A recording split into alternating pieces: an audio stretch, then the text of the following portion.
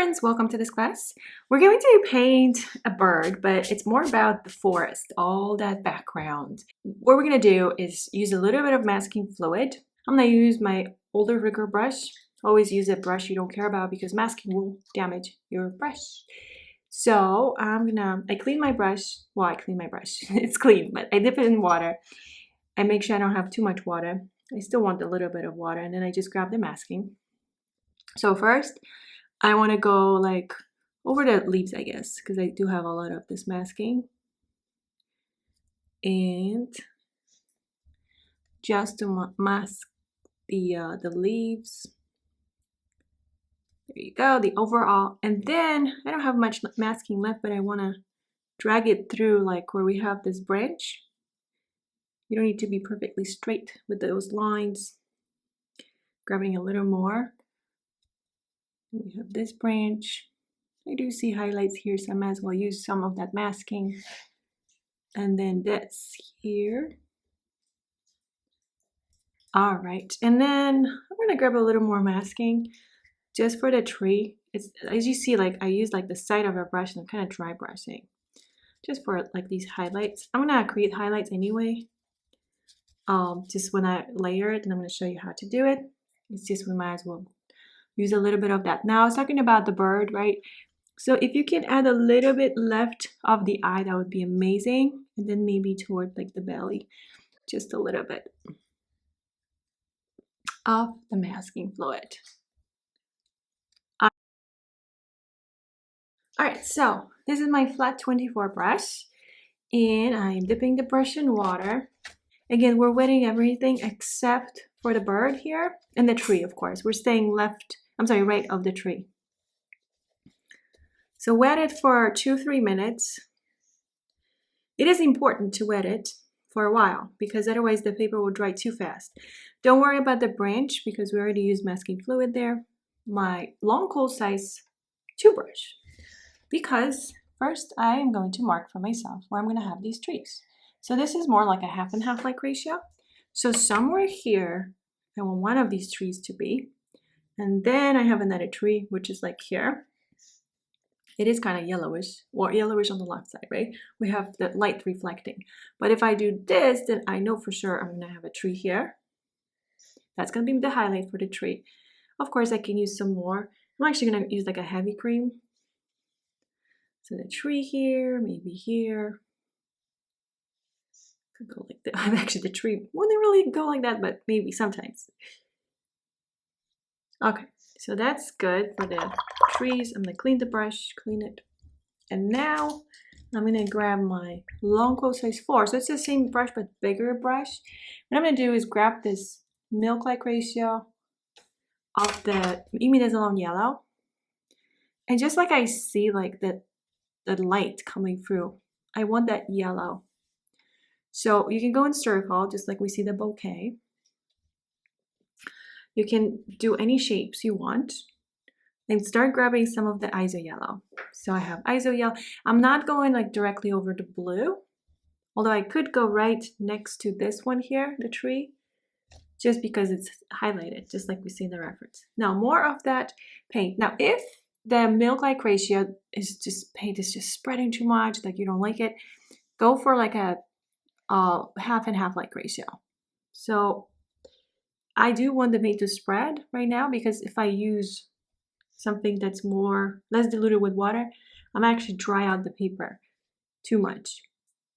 So I'm gonna go very slowly. Now I do want to go next to the bird because I need the edge, like the hard edge next to the bird. I need a color because this color here around the bird, this is what will help me to shape it. So I definitely need color. Very gently, just try to use the tip of your brush. It's like my brush is actually flattened, but it does help to go around the bird. Now, the yellow is not the only color we're going to use, right? I'm grabbing a little bit of this ISO yellow and then maybe some of the quinacridone red.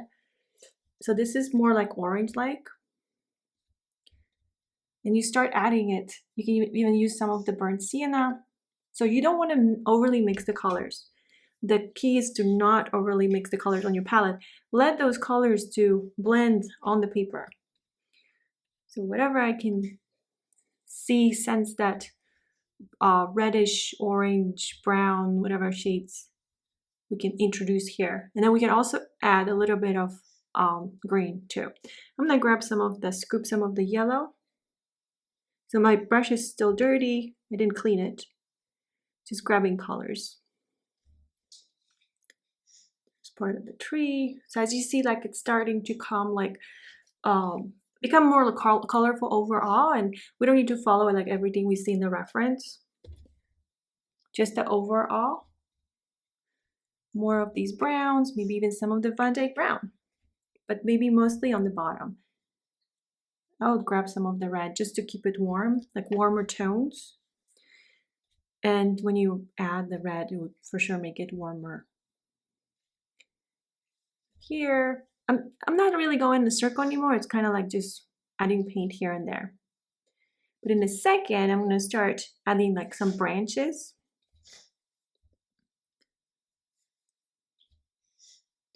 Some more of the ISO yellow.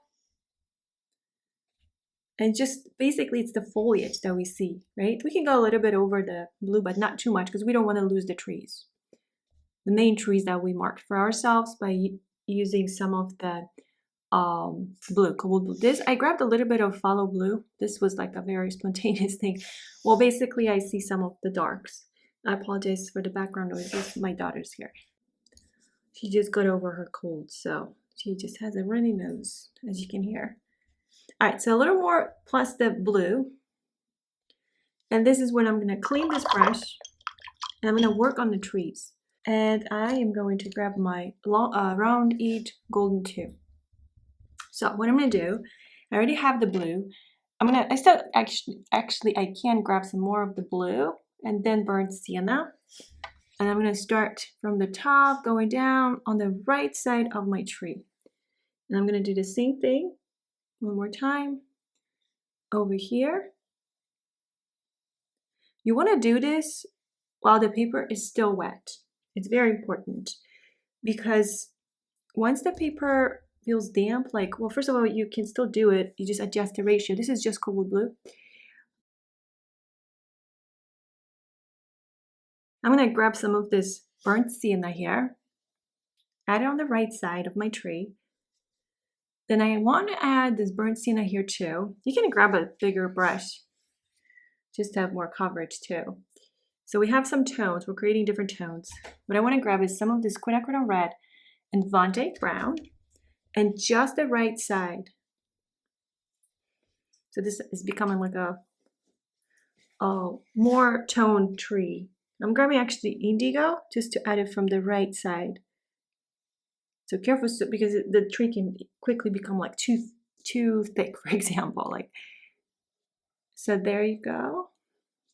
Van Dyke brown, indigo. And just back to here, maybe some phthalo blue. Just to add some phthalo blue, more of the burnt sienna. Actually, I forgot this. I designated this area for the tree too.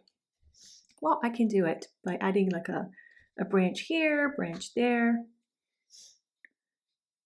This way I have like a fuller tree. I'm gonna grab more of the burnt sienna just to show that this is more of that tree here. Something like this.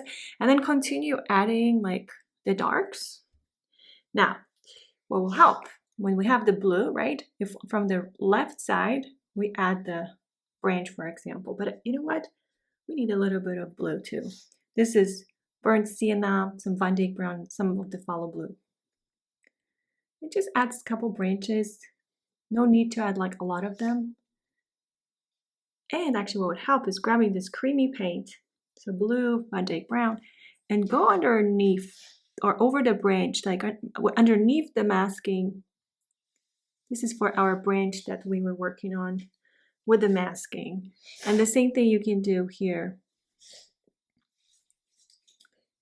This has to be creamy paint when you add these kind of the lines for the branches. And then just continue adding some foliage. I'd say more like a burnt sienna so it doesn't become too dark.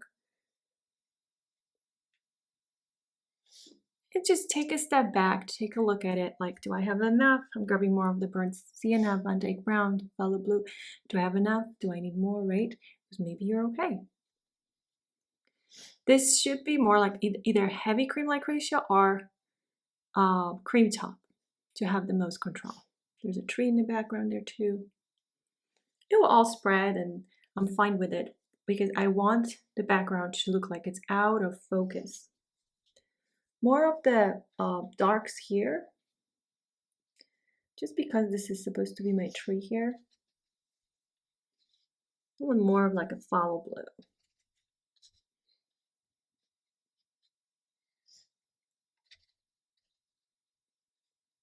Just adding more color.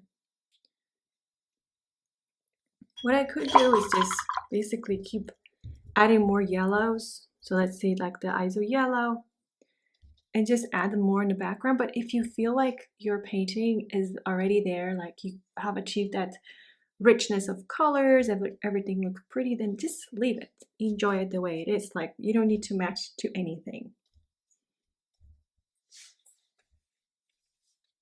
I'm almost done. I just want to add a little more on the bottom here, even including like the quinacridone red, so burnt sienna, quinacridone red.